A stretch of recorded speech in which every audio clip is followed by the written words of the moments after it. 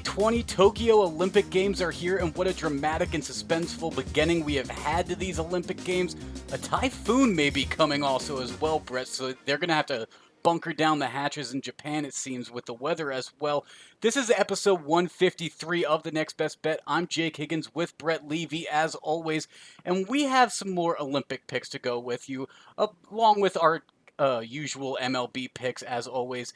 And the NBA draft's going to be coming up, Brett. But before we get into all that, let's take a look at how we did last episode.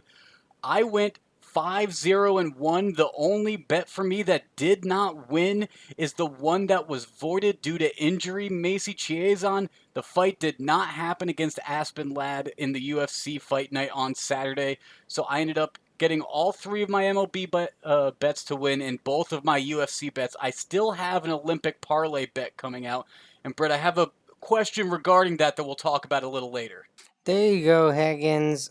5-0-1. That's what we like to see. I went 0-1. I obviously placed a few more bets, Higgins, on the NBA draft. Josh Giddey to go plus top 10, Davion Mitchell over 8.5. Jonathan Kuminga under 7.5. Keon Johnson under 8.5. But those will not pay out or lose until Thursday night, Higgins. So I got a few more days to wait on those. 0-1, not a great start, but hopefully I can bounce back strong. Any differences in opinion in the NBA draft compared to how we were a few days ago? I'll let you sit on that a little bit. We're going to jump into our NBA in a second. Let's jump into our Beginners Boulevard, though. We're going to talk about the point spread. That's right. We're going way back to a beginning foundational term, and the point spread is essentially just the spread, but this is the full term for it, and it's when you are betting not only whether a team is going to win or lose, but by a certain margin at least. So let's say if we have a football game, you have the Giants and the Cowboys in New York. So the Giants are favored -3. That is the point spread. The Giants would be -3. The Cowboys would be +3, meaning the Giants would have to win by at least 3 points in order for that bet to cash. Yeah, exactly. Well, actually, it wouldn't cash at 3, so you should use 3.5. And yes, I should have used 3.5 for my example. That would right. be easier of an example. But the Giants would need to win by 4 points, Higgins. And if they win by only a field goal on that 3.5, well, then the Cowboys would cover as underdogs. Well, actually, no, then I misspoke. That would be a push, actually, and everyone gets to go home with their stake. So I misspoke. -3, you do have the chance for a push, but that's why you often see these point spreads with that hook, with that extra half point added on. Yeah, Higgins, but really quick to answer your NBA question, a few more props came out in New Jersey, a few more odds, a few more options. I dug into them a little bit here on Sunday night for Monday's episode, and I did see one, Cameron Thomas, picked 24.5 as his, where will this player go, over under, and I love the under 24.5 for a kid who I said James Bouknight, probably top 3 scorer in this draft, a guy that, can kind of fill it up, but lacks some college 3-point shooting, didn't shoot it so well. Shot it really well at the NBA draft combine, so that's going to help. But Cameron Thomas is one of the best high school scorers from 2 years ago. He averaged over 20 points a game in the SEC this last year, Higgins. I'm a big believer in his scoring ability, and I think a team is going to want that, especially a playoff team that's looking to build on some success that they had last season, maybe add another scoring option off the bench. So Cameron Thomas under 24.5, that one feels way too good. That's a very interesting line, and Brett, we were talking about this last episode, so I thought I might as well look at some of the Oregon odds for the NBA draft coming up as well. And it's basically a pillar, so I'm going to stay away from this line, but I could be tailing you if I wanted. 2 of your picks here. One is that Davion Mitchell goes over pick 8.5, and the other one is that you have Keon Johnson going under pick 8.5. Well, in Oregon, they offer a similar line of who's going to be drafted first, Keon Johnson or Darian Mitchell. So with that over-under line at a similar number, it's It's a similar line, but it's too close to a pillar that I'm not going to touch it at all for you, Brett. But some very interesting NBA draft lines that you can be looking at right now, and also some interesting news as we're getting days and days closer to this NBA draft. Seeing some potential Bradley Beal rumors now, seeing some other trade rumors. So who knows what first round draft picks get involved with these, and who knows who ends up where in terms of this draft order and how that could even shake these odds up. Yeah, definitely getting some interesting NBA news, but really interesting news coming out of the Olympics. We saw big news in the golf. Higgins as Rom and DeChambeau are out with COVID. We saw the USA men's team go down on the basketball court. The women's 3x3 team, they're 4-0. And you told me before the show, so I had to bring it up, you watched some women sailing in the Olympics at 3 a.m. So why don't you tell us a little about that experience? Yes, so I am someone that loves watching the Olympics, especially when it's not in an American time zone, because I am not someone that is a very good sleeper. So if I happen to be up late at night, like I am on the West Coast, I can watch at 3 o'clock in the morning. Women's sailing, and I believe it was called Laser Radiant, is the format that they were racing.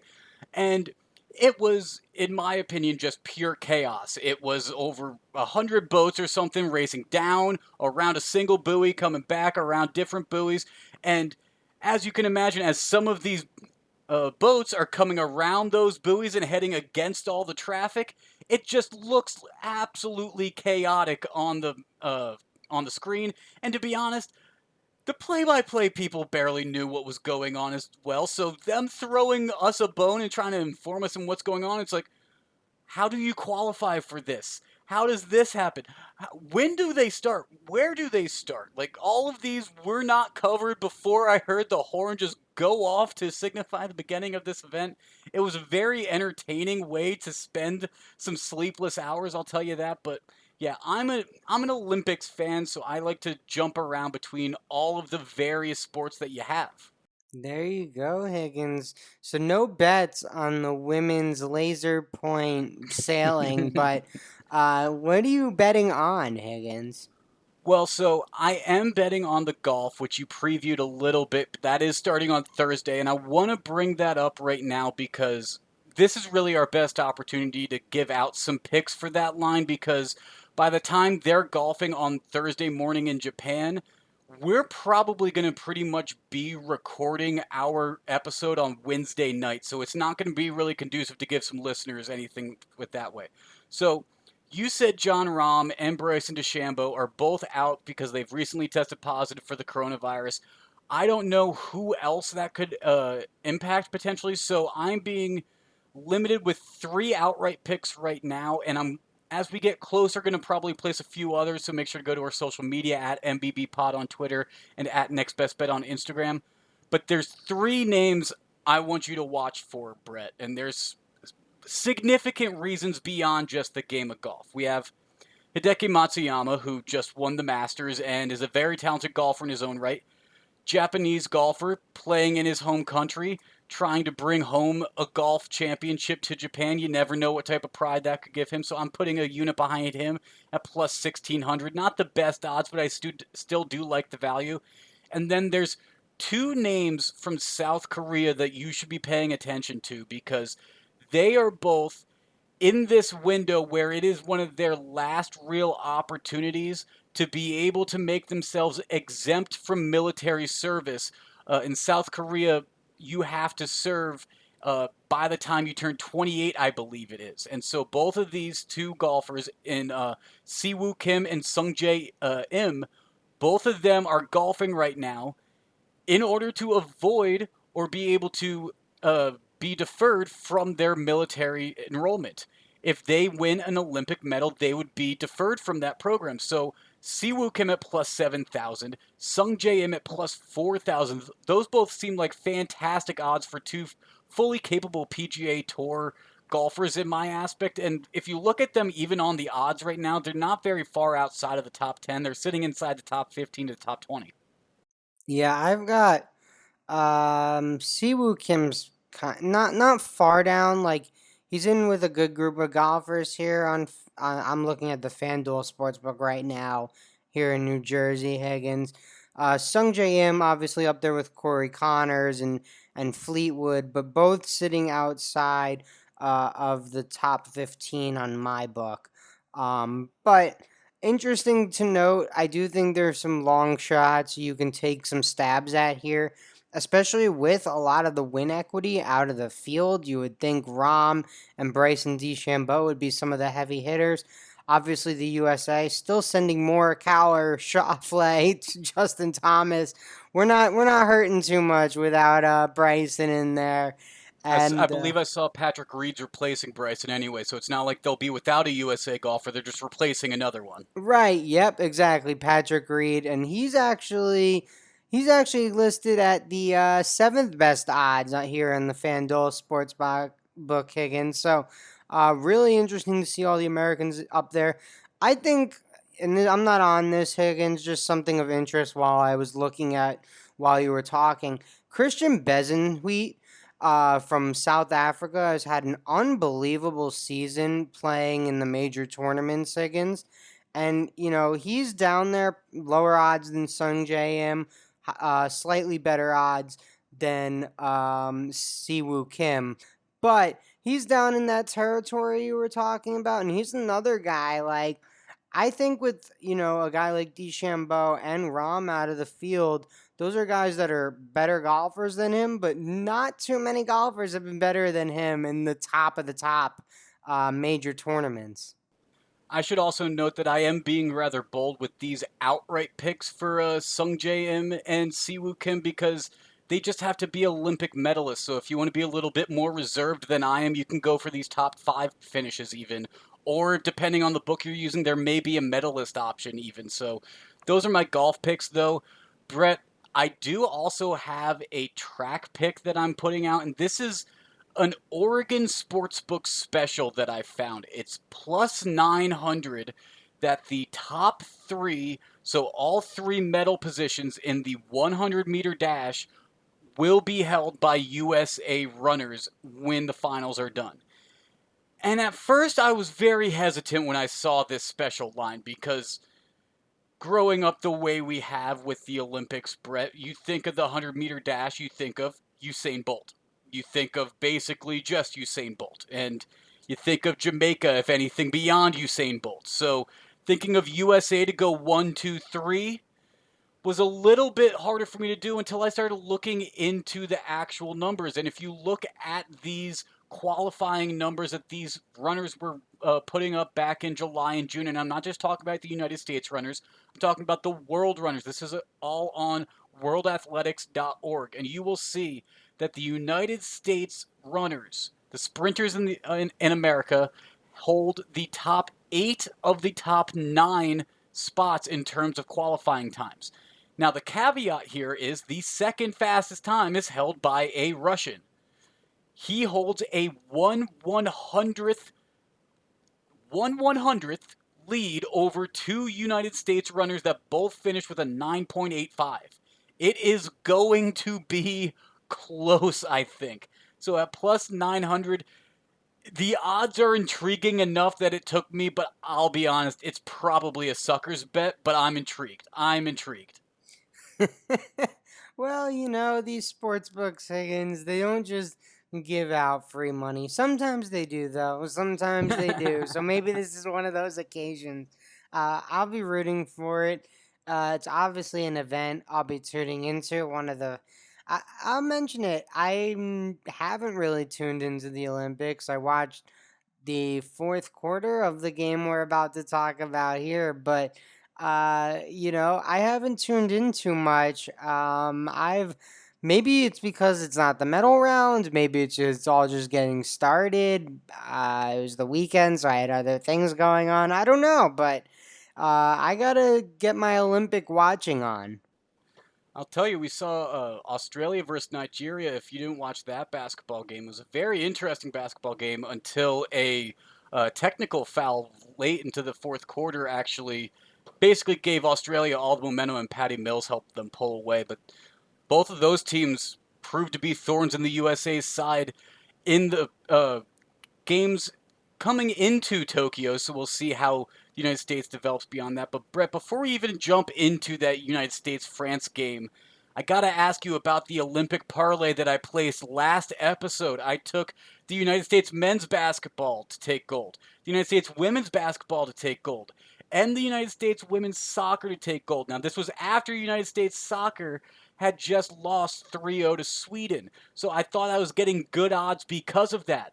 I should have waited though, because the United States men's basketball team lose to France out the gate. I obviously would have ended up getting better odds a little bit there, but the United States are still the favorites to be the gold medal winners. So, how influential is this first round loss for them?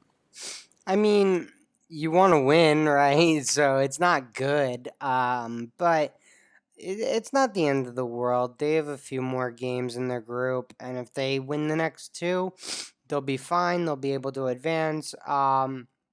Look, the world is caught up, Higgins. It's not at a point where you can throw a team together. This French team beat a USA team playing 2 years ago, and it's the same French team. These guys and these international teams are playing consistently through for their country, and so you've seen with this French team, they've played together. They beat a US team 2 years ago. And we threw guys on a plane 2 days ago. They arrived in Tokyo 24 hours ago, and they were out there playing on Sunday morning. So I think part of it is circumstantial for the USA team. Like, some of our guys got older. LeBron is on the wrong side of 35. And the other problem is we just had a long COVID season. Now, that's not really an excuse. The NBA players on Nigeria just went through that. The NBA players on France just went through that.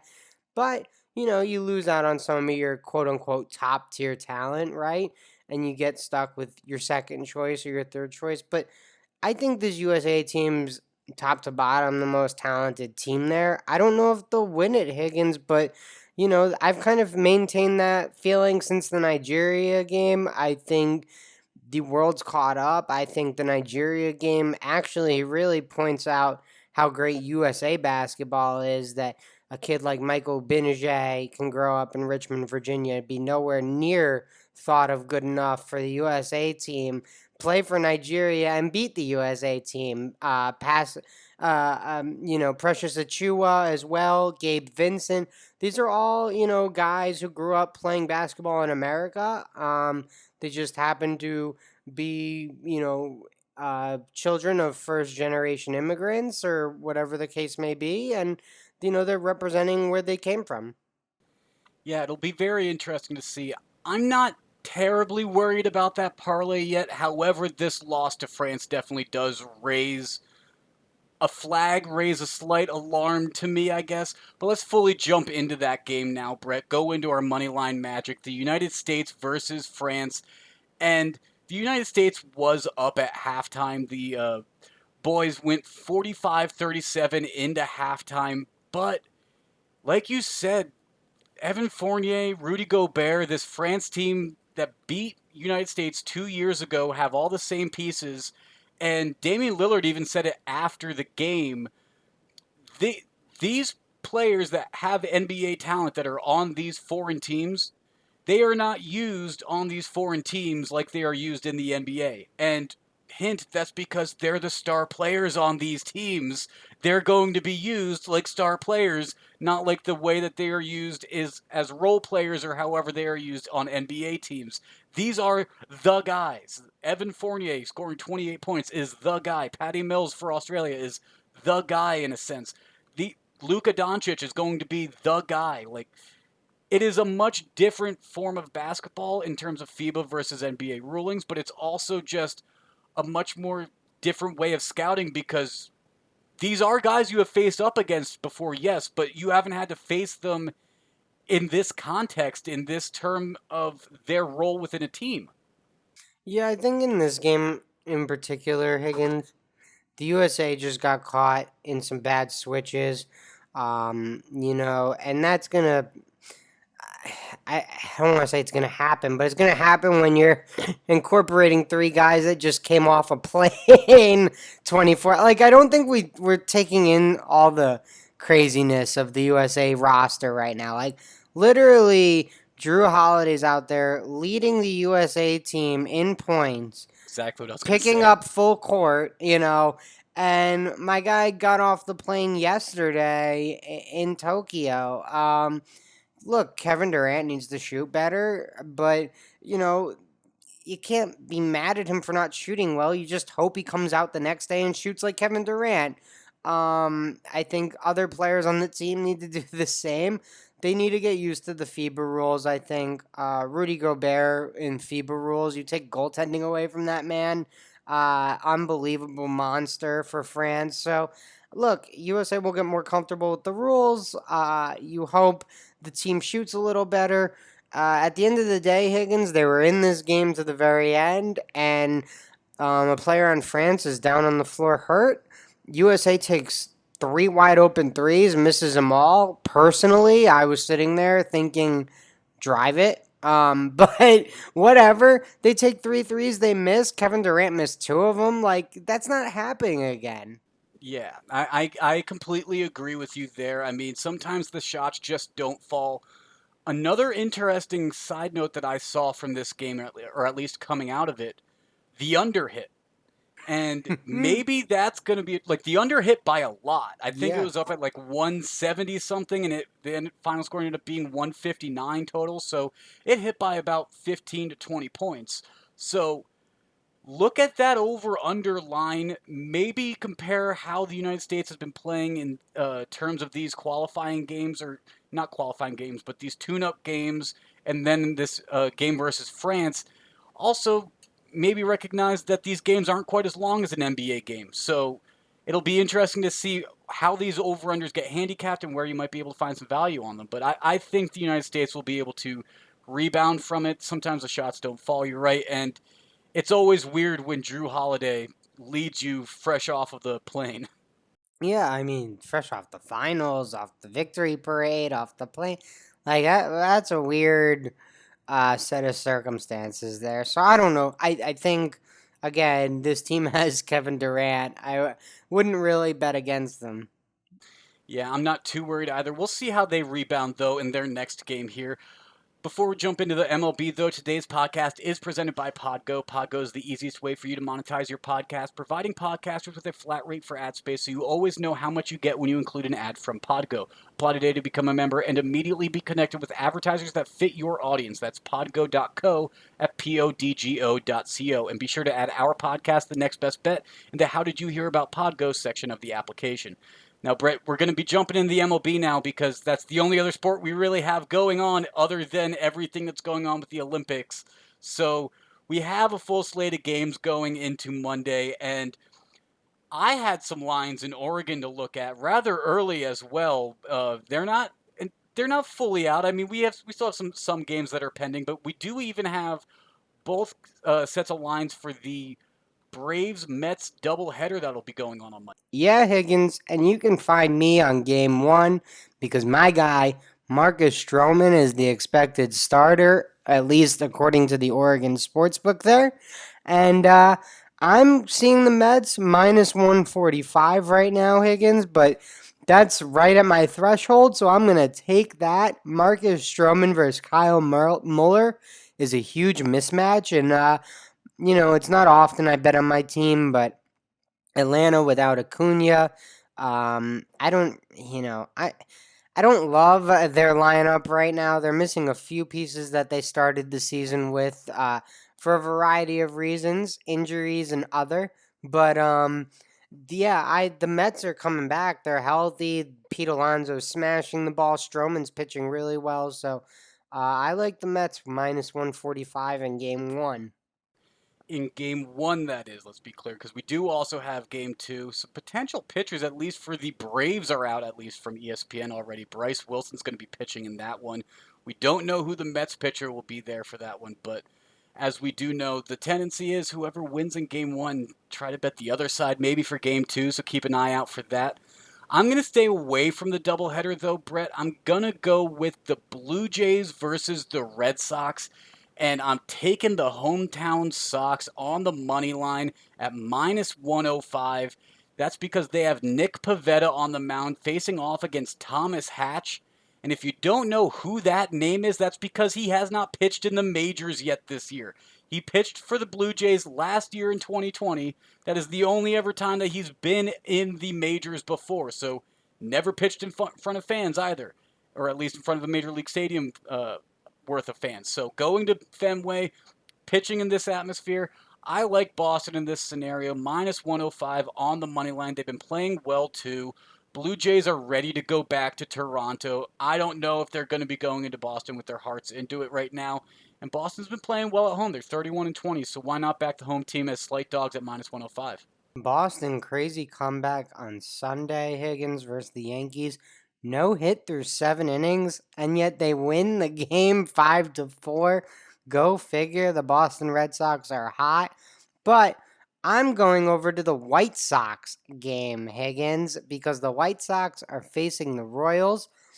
You're going to have to double check this line for me because I don't have the line. But in our rundown, the White Sox are minus 110 with Dallas Keuchel on Yep, the mound that's at still the line. Kansas City.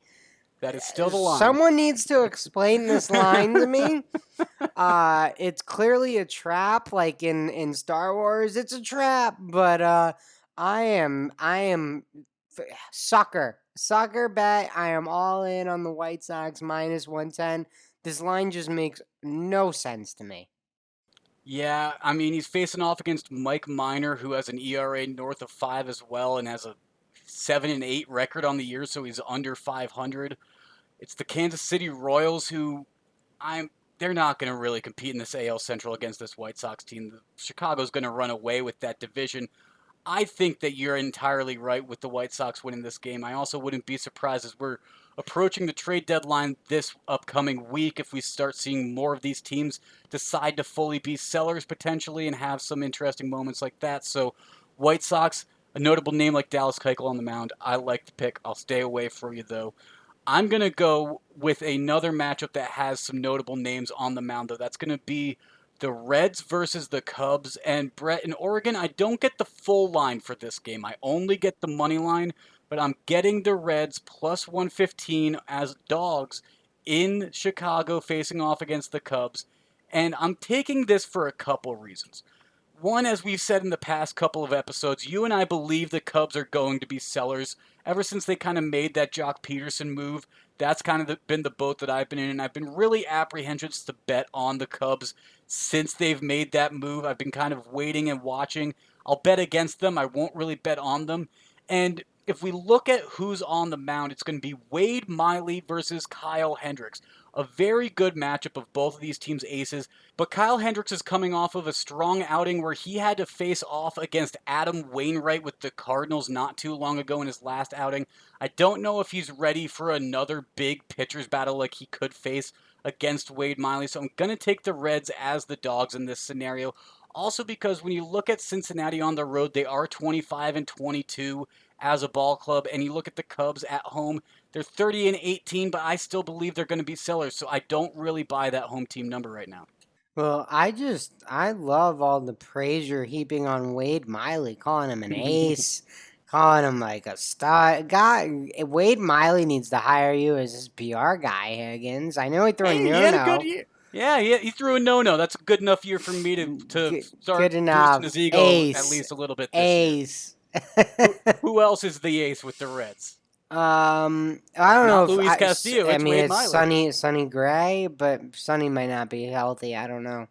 Sonny's 2-6. It's gotta be Wade Miley, I'd say. All right, fair enough. Wade Miley, ace. Rockies Angels is where I'm gonna take us, Higgins, because there's an actual quote unquote ace on the mound. His name's Shohei Ohtani. He also hit his he hit his 35th home run of the season on Sunday. So doing it with both on both ends. Shohei Ohtani pitching and hitting. The Rockies come to town, Higgins. Trevor Story still on the roster.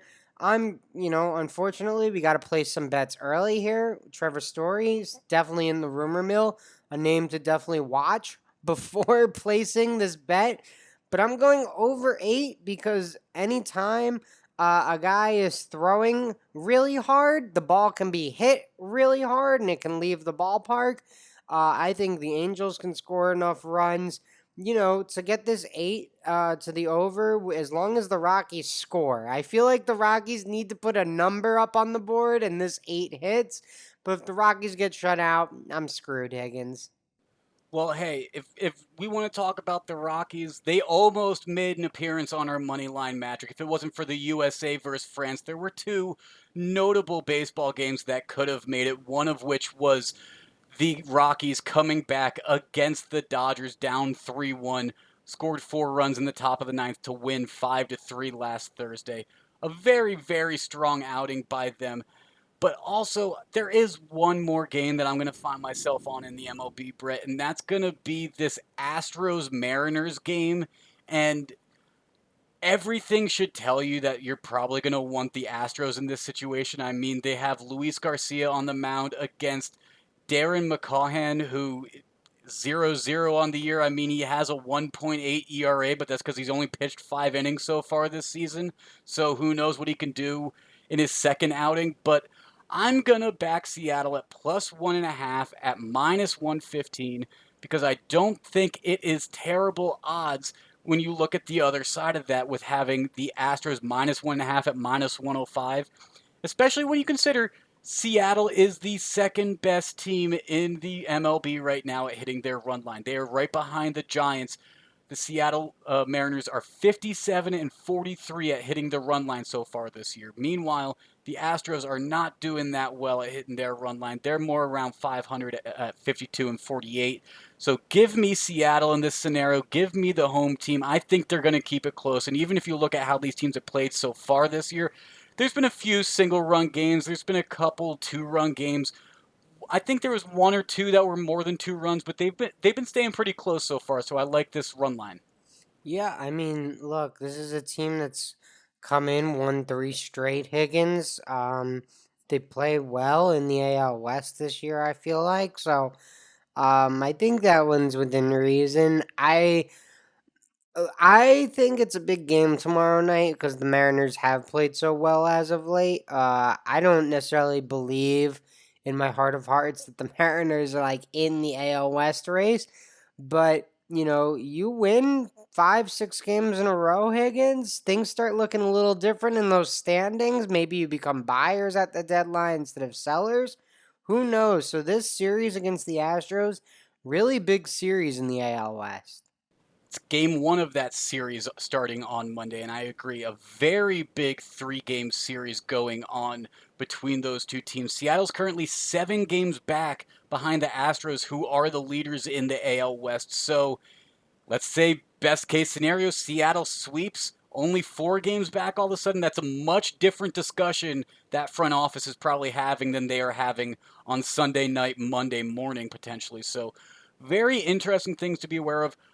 Very, very important. I would wait till you have these lineups guaranteed. At least try to secure the listed pitchers if possible with your sports book, so you can at least try to have something nailed down. I mean, we're in the week coming up to the MLB trade deadline. We saw Nelson Cruz get traded right before last episode. We saw Jock Peterson a few episodes before that.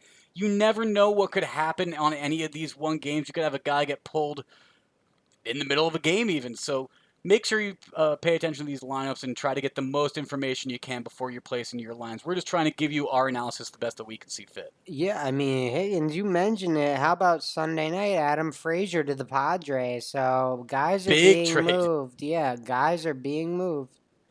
Adam Frazier, most hits in the MLB, arguably the biggest bat that you could have gotten right now in this trade market. Going to the Padres, some are arguing, did they need him? Where did they put him? It'll be interesting to see how they try to make that work, but it'll be very interesting. Brett, let's jump into the Levy Lock pick of the pod.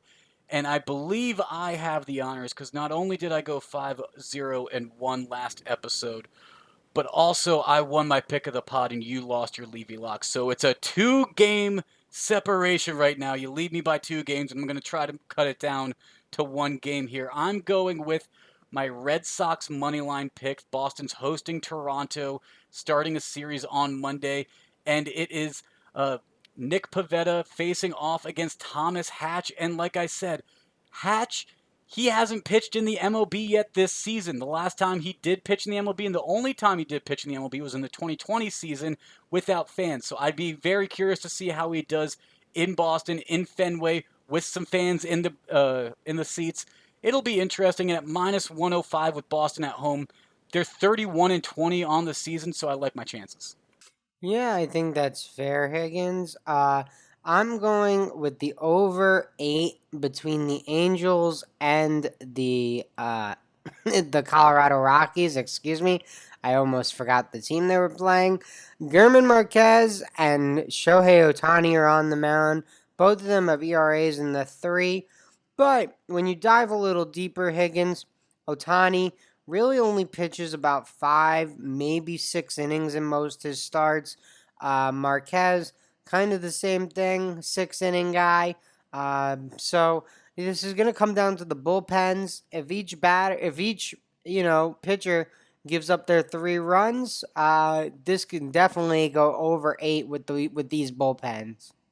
It'll also be very interesting to see how the Angels work with Shohei on the mound. They have flirted a few times with keeping the pitcher in the lineup and then moving him to right field, or even subbing him out a few batters later potentially. So it'll be interesting to see if they keep him in the lineup and if they keep trying to move him to a positional player, or if they did that with his last start, are they going to give him just a sole outing to focus on and let his day be done after he's done pitching? I think that's going to be a good matchup, though. That should be a fun game. Yeah, I mean, I don't know if it's a great matchup, but I would advise watching different baseball games, but it's certainly an over to take a stab at. Absolutely. Make sure to follow us on social media as well. I mean, we have Olympics coming up in bunches, so we'll have plenty of picks coming out between now and Thursday when our next episode drops. Plenty of MLB picks as well, so make sure to stay tuned there. At NBB Pod on Twitter, at Next Best Bet on Instagram, and the Next Best Bet Facebook page and YouTube channel. Make sure to check us out there as well. This has been episode 153 of the Next Best Bet. For Brett, I'm Jake. We'll talk to you again on Thursday.